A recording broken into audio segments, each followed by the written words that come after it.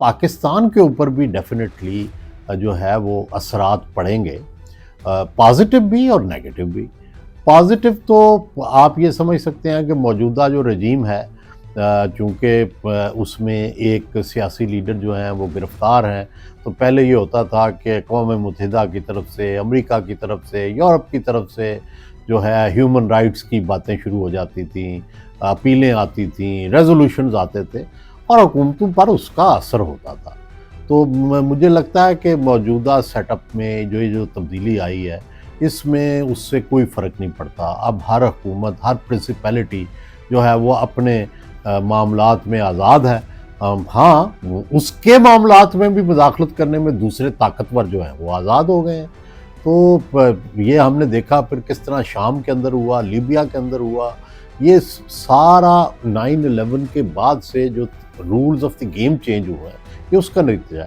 اب مثلا پاکستان کا آپ معاملہ لے لیں، سیاسی طور پر تو ظاہر ہے اس کا فائدہ موجودہ حکومت کو پہنچے گا، موجودہ سیٹ اپ کو پہنچے گا کہ دنیا کی جو آوازیں ہیں کسی بھی معاملے پر وہ شاید پہنچ نہیں سکیں گی۔ دوسری طرف پاکستان کو اس کا یہ بھی فائدہ پہنچے گا کہ پاکستان کی جو طاقتور فوج ہے اور پاکستان نے جس طرح انڈیا کو ہرایا ہے، تو پاکستان کی جو ریلیونس بنی ہے مائٹ از رائٹ میں، وہ برقرار رہے گی اور پاکستان اپنا یہ اثر و رسوخ مسلم دنیا پر اور اپنی جو رائیول ہیں ان پر بھی برقرار رکھ سکے گا۔ تو انڈیا جس طرح سے پاکستان کو پہلے اگنور کر رہا تھا، شاید اس کے لیے اگنور کرنا مشکل ہو جائے گا۔ دوسری طرف ہمارا جو سب سے بڑی اس وقت پرابلم ہوئی ہے افغانستان کے اندر، تو آپ یہ دیکھیں کہ اگر جو ہے جس طرح سے وینزویلا کے ساتھ ہوا ہے، تو پاکستان کے لیے بھی ایک راہ کھل گئی۔